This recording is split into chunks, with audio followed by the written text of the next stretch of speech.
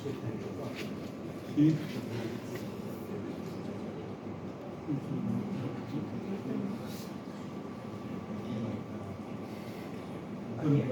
Dos minutos, Rafael, ¿vale? Sí, voy muy rápido.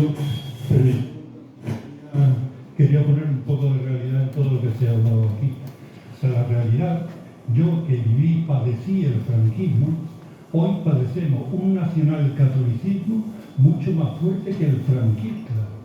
Y lo mismo que la peor dictadura es la que se disfraza de democracia, como esta, en el tema religioso casual. Pero es que además nosotros, en Córdoba, tenemos la muestra, tenemos el mejor ejemplo. Cómo toda la decisión y todo el poder en Córdoba estaba centralizado en una mesa de un consejo de administración, de una entidad financiera de la Iglesia Católica, pero compartida con socialistas, comunistas, peperos y otras hierbas varias. Porque a mí no me ha engañado nunca ni la Iglesia ni la derechona, porque jamás he confiado en ella. A mí lo que me han engañado eran los que decían que eran de izquierda y después en la transacción, que no transición, abrazaron la fe católica y nos han vendido a la Iglesia Católica como nos han vendido. Mirémonos en el espejo. La derechona es mala, claro que sí, pero la traición es peor todavía. Y ahí es donde está el fin de la cuestión. Gracias, Rafael. Y de la palabra, Miguel Ángel, ¿te llamas? Ramón Toledano. Bueno, yo quisiera aclarar alguna confusión por parte de algunos intervinientes entre lo que es una manifestación pública y lo que es una manifestación oficial. El 1 de mayo, todos los años los trabajadores nos manifestamos en defensa de nuestros derechos, pero no va el rey de España, ni va el presidente del gobierno, ni va el alcalde de cada localidad con su vara de mando como pasa en las procesiones, y nos dicen la hora que tenemos acotado y el camino que tenemos acotado, y no cortan todo el tráfico como se corta en las procesiones. En cambio, los representantes políticos como tales, como alcaldes, como presidentes de gobierno estatal o autonómico, si van a las manifestaciones religiosas como tales, están en su derecho de participar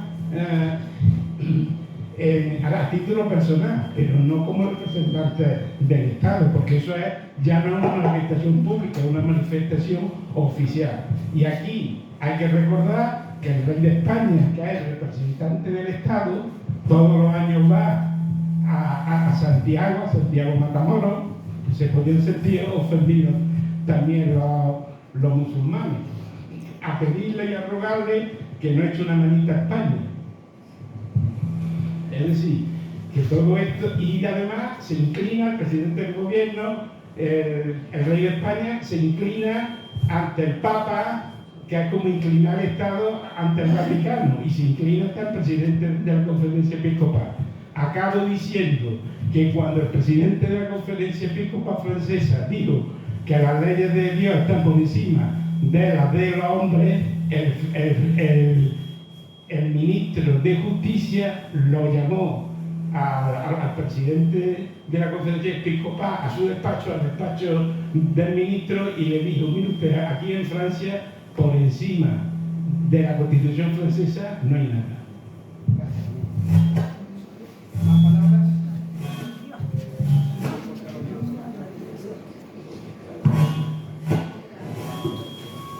Yo creo que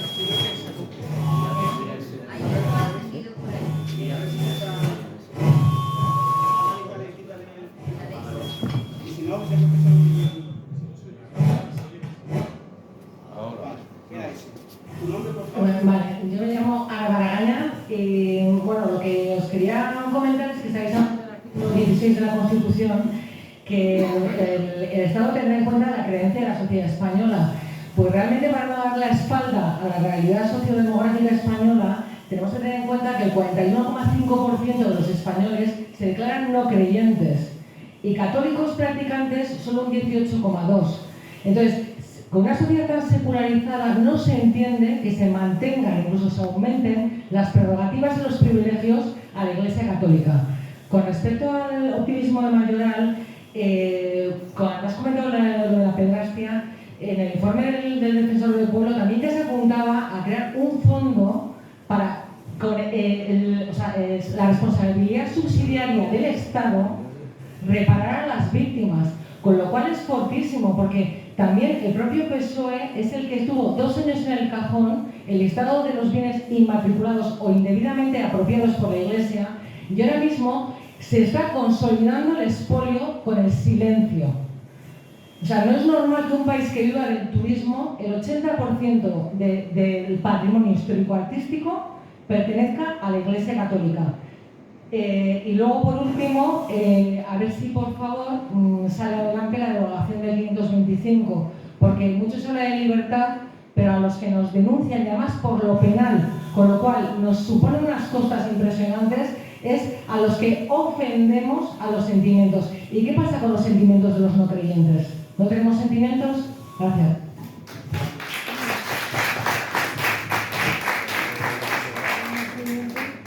¿Alguna persona quiere tomar la palabra?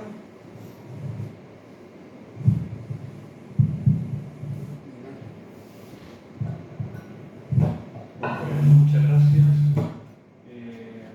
a todos los intervenientes, a la participación del público. Ha habido muchas cuestiones que al principio lancé, no se han abordado en su totalidad.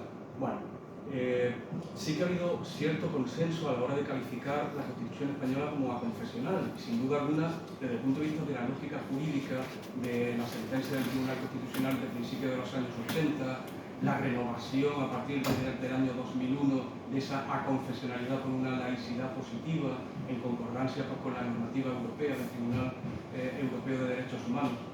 Desde el punto de vista jurídico, sin duda alguna que es así.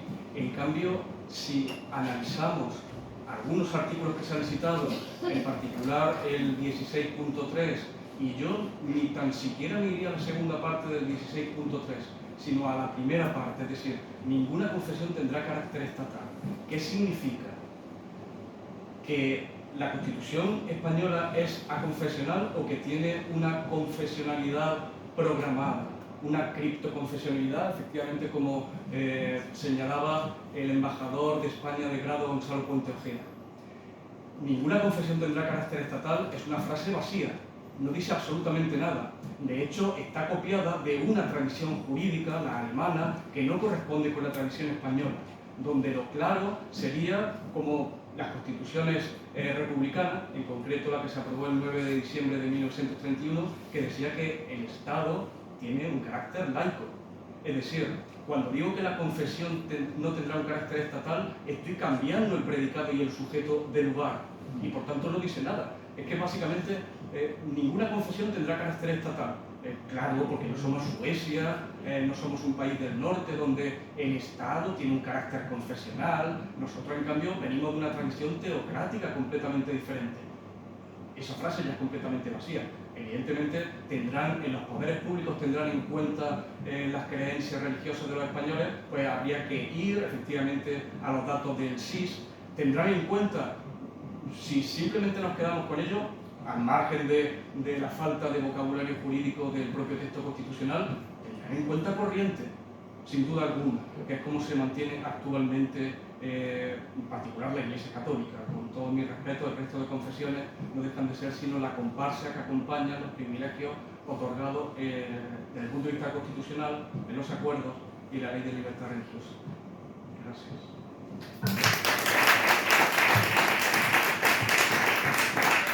¿Alguna palabra más? Bueno, pues agradecer finalmente también a las personas que han decidido intervenir. Espero, y así creo que es un sentimiento, una voluntad compartida, que este acto haya servido para tener más información, para que la ciudadanía tenga mayor y mejor criterio sobre este asunto, que aunque, como decía Isabel Prieto, no esté en la agenda entendida como agenda política de la que se debate diariamente, de la que está en los medios de comunicación, no por ello es menos importante, es un hecho fundamental es evidente que una importante parte de la población, no podemos determinar cuánta, tiene sentimientos religiosos diversos, desde luego, y que posiblemente esté interesada en que ese hecho religioso se canalice de manera neutral, porque desde luego el Estado español sí que tiene obligación de neutralidad. Hay que tener en cuenta también que esto es un bien público, que es un hecho que puede estar afectando claramente a bienes públicos, educativos y de otro tipo, y que un Estado democrático y confesional y neutral debe ser especialmente cuidadoso en las relaciones entre el poder público, que su única fuente de legitimación es el pueblo, y determinadas confesiones religiosas que, aunque tengan manifestación pública, es evidente que el Estado tiene que facilitarlas y que preservarlas. Lo que no puede el Estado en ningún caso, porque si se lo ha dicho de manera reiterada en tribunal, es ser sujeto activo de esos hechos religiosos. Como decía, espero que haya servido para tener más información y agradecer de nuevo a la entidad que ha organizado, a los 4 representantes del pueblo español que han querido estar aquí y al decano por su presencia. Gracias y buenas tardes.